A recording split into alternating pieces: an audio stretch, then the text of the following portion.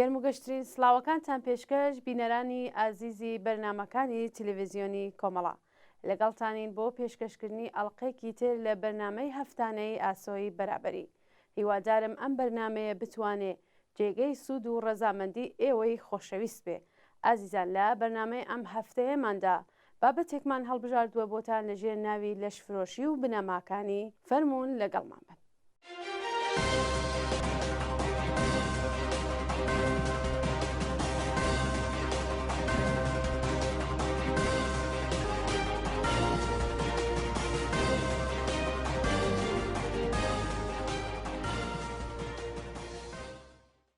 لە نێو تەواو کێشە و گرفتە کۆمەڵایەتیەکان لەشفرۆشی ژنان خراپترین ئێشک و ئازاری کۆمەڵگای ئێرانە. ئەم دیاردە لە ماوەی ساڵانی ڕابردوودا هیچ کەم نەبووەتەوە و بەڵکو و ڕێژەی لەشفرۆشی بە شێوەی فەرمی و نافەرمی لەژێر ناوی سیغا و لەژێر ناوی مەسەب هەروەها ڕێژەی لەشفرۆشی ژنان لە شەقام و شوێنەکانی دیکە بە شێوەیەکی بەرین پەرەیسەندووە. کاتێک چاوپخشێنین بەسەر بنەماکانی پەرەسەندنی ئەم دیاردەیە دەتوانین دوو هۆکاری سەرەکی بۆ دەستنیشانکەین وەکو چوونە سەرەوەی ڕێژەی هەڵاواردن و دەور و نەخشی مەسەبی شیعە لە ڕەواجی سیغا لە نێو کۆمەڵگا و هەروەها لە پێشگرتنی سیاسەتی سیغەی کاتی کە وەکو تجارەتێکی پرداهاتی لێهاتووە بۆ دەوڵەت و ناوەندە مەسەبیەکان و قوربانیانی ئەو سیاسەتە تەنیا ژنانی هەژار و بێمافی کۆمەڵگای ئێرانن. ئەگەر بنەمای لەشفرۆشی ژنانی ئێرانی لە سیستمی سەرمایەداری کۆماری ئیسلامی و هەڵسوکەوت بە پێی یاسای شەریعەتدایە، خەبات بۆ لەناوبردنی ئەو دیاردە لە ڕێگەی خەبات دژی کۆماری ئیسلامی مسوەگەر دەبێت. بەڵام بە لە بەرچاوگرتنی ئەو بابەتە ناکرێت تا کاتی ڕوخاندنی ئەو دەسەڵاتە زاڵمە بێدەنگی هەڵبژێرین و هیچ کارێک نەکەین. ڕێکخراوەکانی کرێکاری و مەدەنی لە کۆمەڵگای ئێران ئەرکدارن بۆ ئەوەی لە کەمپەینەکانیاندا باسی زەرەر و زیانەکانی لەشفرۆشی بکەن و پیاوان لە کڕینی سێکس لە کۆمەڵگادا دوورخەنەوە. مامەڵەی سێکس بە شێوەی سیغەی کاتی دەبێ وەکو کارێکی نەشیا و خراپ پێناسە بکرێت و بۆ هەمووان ئاشکرا بێت کە ژن کاڵا نییە. هەر شێوازێکی بینینی ژن وەکو کاڵا ئەبێ شوێنی خۆی بگۆڕێت بۆ بینینی ئینسانی و بەرابەری خوازانە. هەر لەم کاتەوە هەر ئێستا هەوڵەکانمان بۆ دەستەبەرکردنی یەکسانی لە نێوان ژنان و پیاوان بخەینەگەڕ و سربەخۆیی ئابووری ژنان بە فەرمی وەکو مافی سەرەتای ژنان بۆ ڕزگاری لە کولتوری پیاوسالاری کۆمەڵگا بناسێنین. لام ڕێگەیەوە دەتوانین لەگەڵ دیاردەی لەشفرۆشی ڕوبەڕوو بین و کۆتایی پێبێنین. هیچ ژنێک نابێت بەهۆی هەژاری و داماویەوە یان لەژێر ناوی مەسەب ناچار بە لەژ فرۆشی بێت.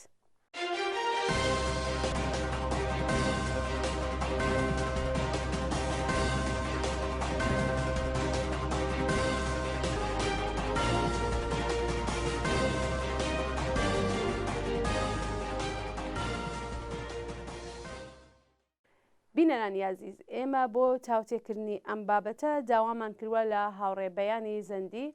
عۆزوی حیزبی کۆمۆنیستی ئێران کە لە ڕێگای ئسکایپەوە لە وڵاتی ئاڵمان میوانی بەرنمەکەمان بێ. فەرموون لەگەڵمان بن بۆ بینینی ئەم بەرنمەیە.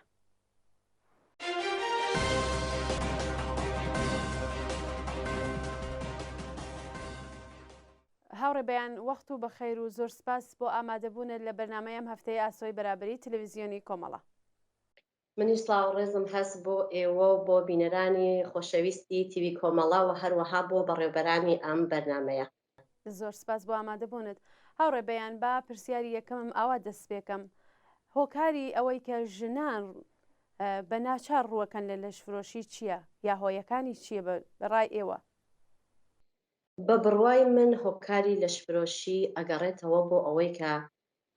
داچەحەت تەوەڕۆم لە چە وڵاتێکە ها لەسەرەوە. ئێستا ئەگەر ئێمە تواشە ئامارەکان بکەین، دیاردەی لەشفرۆشی بەداخەوە ڕۆژ بە ڕۆژ ها لەسەرەوە و هەروەها کە ئەزانن ئەگەر ژنێک لە بواری ماڵیەوە هیچ پشتوانەیەکی نەبێت، دارای منداڵ بێ، دارای خانەوادە بێ، دارای هاوسەری نەخۆش بێ، یا ئینکە ئەم ژنە جیا بوو بێتەوە، یا خانەوادەیەکی نەبێ کە پشتوانەی ماڵی بکە، بەداخەوە ئۆتۆماتیکوار ئەم ژنە بۆ پەیاکردنی بژیوی ژیانی خۆی ڕوو لە بازاڕی لەشفرۆشی ئەکات. وە زۆر جاریش هەست ئەم ژنانە بۆ پەیاکردنی بژیوی ژیانی خۆیان تووشیاری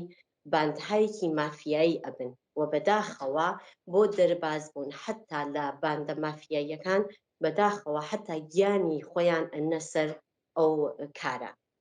و هەروەها حەزەکەم باسی ئەویشەکەم هەرچەند کە ئێمە ئەو ئامارگەلە کە ئەی بینین هیچ کامێکی دقیق و دروست نییە، هەمیشە ئامارەکان سەرەوەی ئەوەسا کە ڕوو ئەدات. بەداخەوە لە ساڵهای ئەخیرە حتا 15% لە پیاوانیش واردی بازاڕی لەشفرۆشی بووبن و بەداخەوە ئەمە زۆر ناخۆشە. ژنان بە بڕوای من ژنێک ئەگەر لە پشتوانی ماڵی بەرخوردار بێت هیچ وەخت ڕوو لەو کارە ناکە، بەداخەوە لەلایەن کۆمەلگایشەوە ئەم ژنانە زۆرتر دەکرێن و بە چاوێکی تر و بە چاوێکی سوکۆت سەیریان ئەەکەن، ئیتر چاو لەوە ناڕوانن کە ئەم ژنە بۆچی ڕوو لە بازاڕی لەشفرۆشی ئەکا. من حەزەکەم لێرە بازم ئەوەشە ئزافەکەم کە بەداخەوە لە ساڵهای ئەخیرا لە زۆر لە وڵاتەکانە حتا ئەمە ڕووی داگا، لە ئێرانیش هەر بۆ جۆرە، لە ئەفغانستان، لە پاکستان، لە هێند و لە زۆر لە وڵاتەکانە بەداخەوە ژنان حتا قژی خۆیان ئەفرۆشن و بۆ پەیاکردنی بژیوی ژیانی خۆیان حتا قژی خۆیان یانیان فرۆشتیە و هیچ فەرقێک ناکە، قژیش هەست جزوێکە لە بەدەنی ئەو ژنە و حتا کولیەی خۆیان یانیان فرۆشتگا و ئەمە هەمووی ئەگەڕێتەوە بۆ بارەدۆخێکە لە ناو ژیانیا هەیە و لە پشتوانێکی ماڵی بەرخوردار نییە. من حەزەکەم لێرەشە حتا باسی ئەوە بکەم کە بەداخەوە لە ساڵهای ئەخیرە چتایەک ڕوویداگا کە کەمتر ڕەسانەیەک باسی لەوە کردووە کە زۆر لەو ژنانە کە بە خاتری پارە پۆڵ یا بۆ بژیوی ژیانی خۆیان لە تەک کەسانێکە بە پارەیەکی ناچیز ئەیانوەن و استفادەی جنسیان لێ ئەەکەن حتا ئەو ژنانە حامڵە ئەبن و حتا ئەو مناڵە لەبار نابن، بۆیە ئەو مناڵە لای خۆیانەوەدا ئەنن و بە دنیای تێرن و بە تۆرە غێرە بهداشتیش زایمان ئەەکەن و ئەو منداڵە بە تۆرێکی شاراوە لەدایک دەبێت و حتا ئەو منداڵە ئەو نەوزادە وەختێ لەدایک ئەبێ ئەیدەن بە ئەو کەسانە کە منداڵیان نیە یا ئیسە بە شێوەهایەکە نازاییان هەزیا ئەوەی کە منداڵیان هەر نابێ ئەو منداڵە ئەفرۆشن بەوانە و ئەم منداڵە بەداخەوە ئەم نەوزادە بە تۆرێکی شاراوە گەورە ئەبێ دوای 2 ساڵ 3 ساڵ بدونە هۆڤیەت و بدونە ئەوەی کە شناسنامەیەکی بێ گەورە ئەبێ. بە بڕوای من دیاردەی لەشفرۆشی ئەگەڕێتەوە بۆ تەوەڕۆم، ئەگەڕێتەوە بۆ فەقر، بۆ گرانی، بۆ ئێحتیات، بۆ ئەوانە کە لە وڵاتەکانە هەیە. مەسەڵەن لە ئێران لەژێر دەسەڵاتی کۆماری ئیسلامیە هەروە کە ئەزانن دەوڵەتی کۆماری ئیسلامی سەرمایەی ئەو وڵاتە هەڵیەگرێ بۆ خۆی و غارەتی ئەکا بە خەڵکەکەی نادا، بۆیە بۆ ژنان بەتایبەت بۆ ژنێکە شغڵێکی نەبێ، نە محیتێکی سالم بێ کە کاری تیا بکە، نە ئەوەی کە کەسێ بێ پشتوانێکی ماڵیت پێبدا، دەوڵەتەکەیش ئاوڕێکت لێ نەداتەوە، حقوقێکی فەرمیت نەوێ بۆ خۆت وەکو کەسێک کە تۆ لە وڵاتە حەقێکت هەیە، بەداخەوە ژنان ئۆتۆماتیکوار واردی ئەو بازاڕ ئەبن و بۆ پارەیەکی زۆر کەم بەداخەوە لەگەڵ 1000 نەفەرە ئەخەون و تووشیاری هەزاران نەخۆشینهایەکی دەرونی، ڕەوانی و حتا عفونی ئەبن. بەداخەوە ئەم مشکلاتە گەورە کە هەمووزەڵاتە هەست لە ناو مەسەڵەن بۆ نمونە و لە وڵاتی ئێرانە ئێمەیسا بەحسەی وڵاتی ئێرانەکەین بەداخەوە ئەگەڕێتەوە بۆ فەقر و تەوەڕۆم و نەبوونی سیستمێکی باش لە ناو وڵاتەکە. بۆیە ژنانیش بۆ پەیاکردنی بژیوی ژیانی خۆیان بەداخەوە ڕوو لە بازاڕی لەشفرۆشی ئەکەن و بەداخەوە ئەوە سەکە ئەی بینین ئامارەکان ڕۆژ بە ڕۆژ ئەڕواتە سەرەوە. بەڵای هاوڕێ بەیان ئێوە باسی ئەو ژنانەتان کرد کە بەهۆی نەبوونی پشتیوانیەکی ماڵی لە ڕووی ناچاری ڕوو لە بازاڕی لەشفرۆشی ئەکەن. ئەم ژنانە کە خۆشتان لە بەشی لە قسەکانە باستان کرد دچاری مشکلاتێکی ڕۆحی و جسمی دەبن ئێوە دەتوانن لەسەرەوە بۆمان قسە بکە؟ بەڵێ چاولێکە هاوڕێگۆم ناز وەختێ ژنێک بە ناخاستە و لە ڕووی ئیجبار لەگەڵ کەسێکە ئەخەوێ خۆم مەعلومە ئاسەوارەکانی زۆر زۆر ناخۆشە و ساڵهای ساڵە لە تکیا دەست و پەنجە نەرمەکات و ئەمە زۆر ناخۆشە. ژنێکیش تۆ تەوەجۆ بکە ئەگەر لە شەوێکە لەگەڵ چەند کەس بە تۆرە غێرە بەهداشتی حتا بخەوێ ئەم ژنە حتا لەباری نەخۆشینهایەکی ڤایرۆسی تووشیاری هزار جۆر نەخۆشین ئەوێ کە بەداخەوە ئاسەواری ئەو ڤایرۆسانە هیچێ لە جەستەی خۆیان چنێک ئەمێنێ منتەقل ئەکرێتە ناو جامعەوە ئەمە زۆر ناخۆشە. سەڵەن ژنێک کە تۆ هەر شەوێ لە کەسێکا بە خاتر پارە بخەوی ئەسڵەن تۆ نازانی ئەو کەسە ئایا لە سڵامەتی کامڵ بەرخۆردارە یانە. بۆیە بەداخەوە بەڵێ ئاسەوارهایەکی زۆر ناخۆشی هەست و چە لە باری ڕۆحی و ڕەوانیەوە و چە ئەوەی کە لە باری سڵامەتیە و هیچ باش نییە بۆ ئەو کەسکەلەوە ئەم ڤایرۆسا لە نەخۆشینهایەکی ئەفونیە لە هپاتیک لە ئیدزوە زۆر نەخۆشینهایەکی پێستی کە بەداخەوە واردی حتا جامعە ئەبێەوە ئەمە زۆر خەتەرە بۆ کۆمەڵگا. بەڵێ هاوڕێ بەیان ئێوە پێش بەرنمەکە کە پێکەوە قسەمان کرد باستان کرد کە ئێوە لەگەڵ چەند ژنێک قسەتان کردووە کە بە ناچار ڕویان لە لەشفرۆشی کردووە و باسی مشکلاتی خۆیانیان کردووە. ئێوە دەتوانن کە ئەو قسانێک کە لەگەڵ ئەوان کردودانە مشکلاتی ئەوان چی بووە بۆچی ڕویان کردووە لە ئەم بازاری لەشفرۆشیە؟ بەداخەوە کاتێک باسی ئەوە ناکردێ زۆر ناخۆشە هەروواکە ئەزانن کەمتر کەسێ حاضر ئەبێ لە ڕەسانەیەکا باسی ئەو شتانە بکە بەڵام بەڕاستی من لە تەریق چەند کەسێکە و کەتوانیویانە تەک چەند کەسێکا قسە بکەن ارتباتیان بەرقەرار کردووە و قسەی خۆیان یانیان کردووە حاضر نەبوون لە هیچ ڕەسانەیەکا باسی بکەن و باسی ئەوەیانە کردووە کە پشتوانێکی ماڵیانی هەروواکە لە سەرەتای بەرنامەکەەوە باسم کرد بەداخەوە و هەروەها لە بنەماڵەیەکی باشیان نییە کە پشتوانیەکەن یای سەبەبۆنی ئەوەی کە ژنبوونیان خۆی لە جامعەی ئێرانە هەروواکە ئەزانن ژنان هەمیشە بە حاشیە ڕاونراون. باسی ئەوەیانە کردیە کە بەخاتر ئەوەی کە ئێمە محیتێکی سالممان نەبووە کە کار بکەین هەمیشە سوێ تەعەڕۆز قەرارمان گردگا هەمیشە لە ناو خانەوادە تەرد کریاگین بۆیە بەخاتر ئەوەی کە ئێمە پارێکمان بێ لە ناچاری مەجبور بووگین ئەم کارە بکەین وە شتێک لەوە ناخۆشتر چەند مۆردێکیان کە باسییان کرد کە بەڕاستی دڵی هەر ئینسانێک بە ئێشتێرێت ئەوە بوو کە کچێکی لە سنئێکی زۆر کەمە لە کلاسی هەشتی ڕاهنمایی یعنی لە کلاس هەشتا هینی کردە بەخاتر پەیاکردنی بژیوی ژیانی خۆی ڕووی لە بازاری لەشفرۆشی کردیە یەکی لە شارەکانی کوردستان بەداخەوە و ئێستا حدود 5 ساڵە ئەو کارە ئێدامە ئەدات و کاتێ لەگەڵ بنەماڵەکەی قسەیان کردە بنەماڵەکەی خۆشیان باسی ئەمەیانە کردوە کە ئێمە ئاگاداری ئەو وەزع هەین بە دەلیلی ئەوەی کە ئەم ژنە ئەم کچی ئێمە خەرجی تەحسیڵی خۆی بۆ لەشفرۆشیە دەرتێرێ مەسەڵەن لەگەڵ کچەکە قسەیان کردووە کە من بە خاتری هەزینە تەحسیڵی خۆم ناچارم ئەو کارە بکەم باسی کردووە و حتاوەشێ وتوکە کە من بۆ 50,000 تمەن لەگەڵ کەسا ئەخەوم و هەزینە تەحسیڵی خۆم فەراهەم ئەکەم وە شتێکی تریش کە زۆر ناخۆشە کە ژنێک بووگا ئەم ژنە باسی ئەوەیە کردگا کە من حتا لە شەهرستانە ئەڕۆم لە شەهرستان تەنفرۆشی ئەەکەم خەرجی تەحسیڵی منداڵەکانم دەرتێرم خەرجی مادەی هۆشبەری هاوسەرەکەم دەرتێرم کاتێ باسییان کردووە کە بۆچی ئەم کارە ئەەکەی بازم هەر ئەو کەسیشە باسی فەقر و فەلاکەت و مەعزڵات و مشکلاتێکە لە جامعە ئەوەڵ شتێکە دامەنگیری ژنان ئەبێ باسییان کردووە کە باسی کردووە کە هەر بۆ شێوەیە منیش لە هاوسەرێکی تووشیاری مادێ هۆشبەرم هەیە منداڵی محەسڵم هەیە وە بۆ پەیاکردنی بژیوی ژیانی خۆ مەجبورم ئەو کارە بکەم و هیچ بنەماڵەیەکیشم نییە کە بتوانێ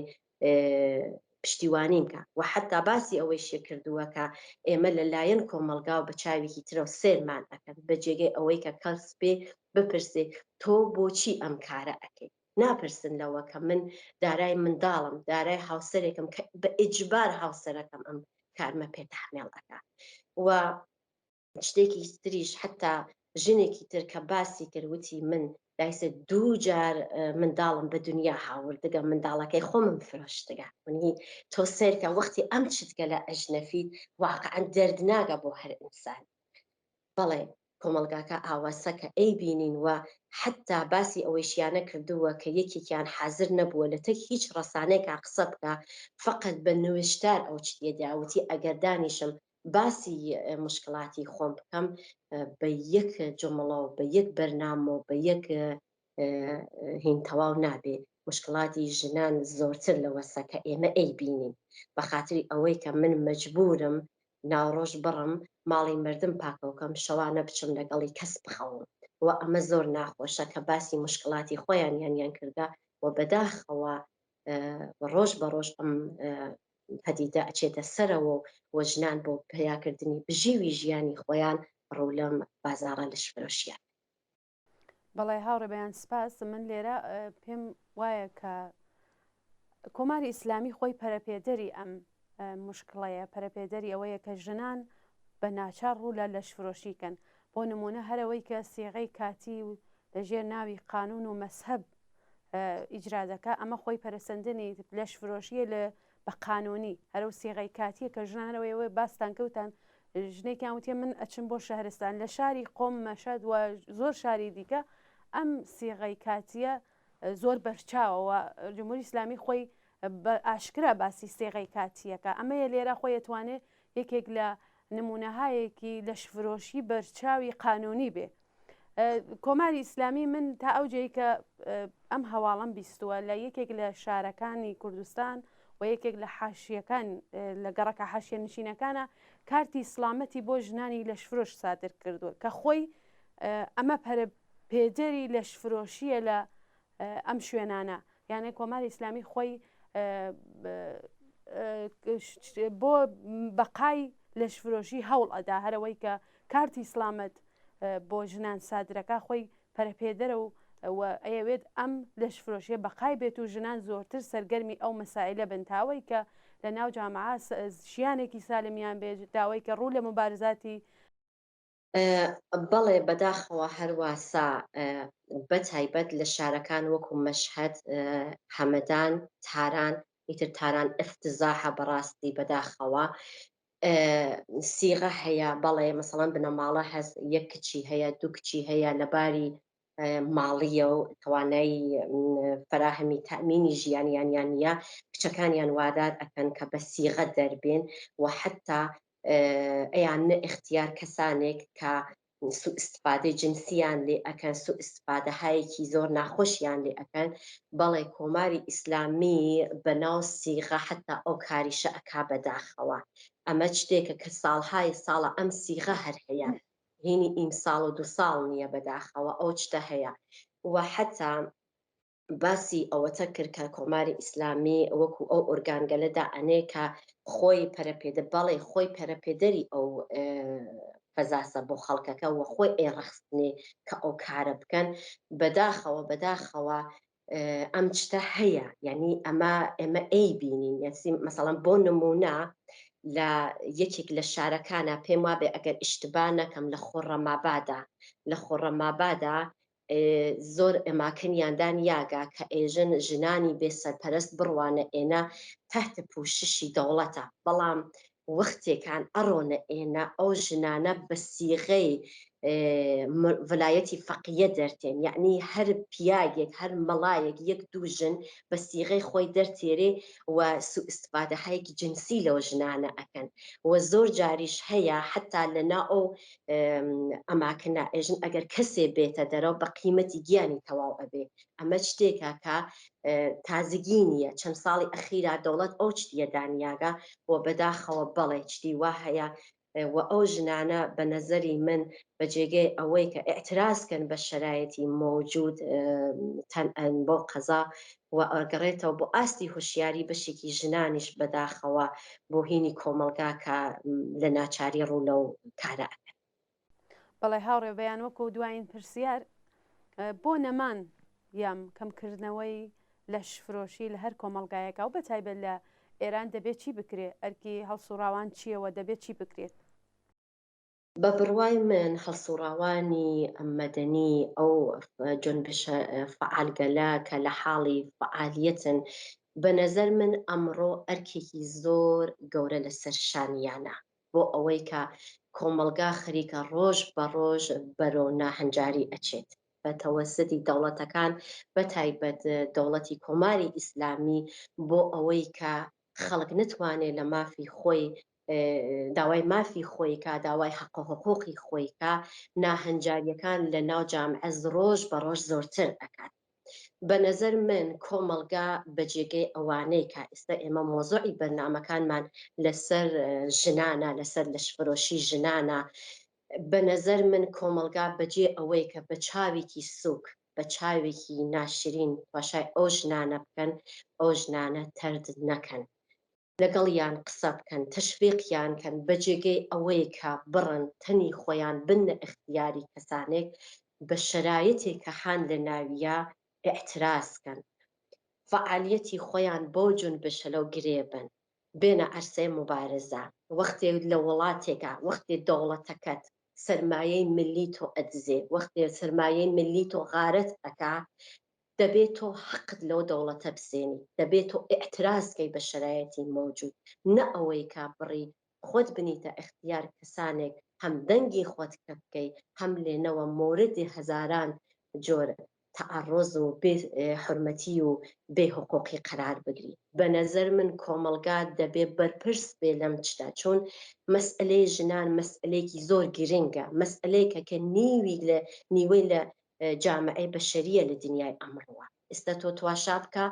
لە ئێران نیوێک لە ژنان کە لە خۆ ئەگرێ سریکیان دەنگیان کپا سریکیان مۆرەتە تەعڕۆز قرارەکەن سریکی بە ندرەت کەم ئەبینی کە داوای حەق و حقوقی خۆیان ئەەکەن پس کۆمەلگا دەبێ بەرپرس بێ لەم دیاردە ناشرینە کە بەداخەوە لە ناو کۆمەلگای ئێمە هەیە من حەزەکەم لێرە باسی شتێکم کە لە فکرم چوو باسی بکەم فەرموو بەداخەوە ڕەسانەکانی کۆماری ئیسلامی کاتێ باس ئەکەن باس لەوە ئەکەن کە زۆرێک لە ژنان ئەگەر کەفتگنەسە لەشفرۆشی بە دلیلی ئەوەی کە زۆریان شغڵیان هەیە دەی بۆ ئەگەر ئەم ژنە شغڵی هەیە بۆچی ئەشێ بڕێ بۆ پیاکردنی بژیوی ژیانی خۆی ڕوو لە بازاڕی لەشفرۆشی بکات بۆیە کۆماری ئیسلامی خۆی پەرەپێدەری ئەو فەزاسە بۆ ژنان و حەز ئەکا خەڵک دەنگیان کەپ بێ و بە شرایەتی مۆجودی خۆیان ئاعتراز نەکەن و من هەر لێرە و داوا لە ئەو کەسانە کە دەنگی ئەو ژنانن و ئەو کەسانە کە جنبشایەکن کە لەو بوارە و کار ئەەکەن حتمەن فرەتر لەو بوارە فعال بن کۆمەکی ئەو ژنانە بن بە چاوێکی سوکە و سریان نەکەن داوا لە کۆمەلگا بکەن و بەرپرس بن لەو دیاردە کە دامەگیری ژنان لە ناچاری بە خاتری بژیوی ژیانی خۆیان لەشی خۆیان ئەنە اختیاری پیاوان بەڵێ هاوڕێ بەیان زۆر سپاس بۆ ئامادەبوونە لە بەرنمەیەم هەفتەیە ئاسۆی بەرابەری زۆر سپاس هاوڕێ گوڵنا زۆر سپاستانەکەم بۆ ئەم دەرفەتانەدا پێم ڕۆژێکی خۆش بۆ ئێوە بە هیوای کۆمەلگایەک بدونە چەسانەوە و بدونە هەڵاواردن و هیچ کێشەیەکی بۆژنان زۆر سپاس جارێکی تر سپاس بۆ هاوڕێبەیانی زەندی ئەندامی حزبی کۆمونیستی ئێران کە لە ڕێگەی ئسکایپەوە میوانی بەرنامەی ئاسۆی بەرابەری ئەم هەفتەی ئێمە بوو بەڵێ ئازیزان و خۆشەویستانی بەرنامەی ئاسۆی بەرابەری بەم جۆرە هاتیە کۆتایی بەرنامەی ئەم هەفتە هەتا بەرنمەیەکی تر و هەفتەیەکی دیکە ماڵاوە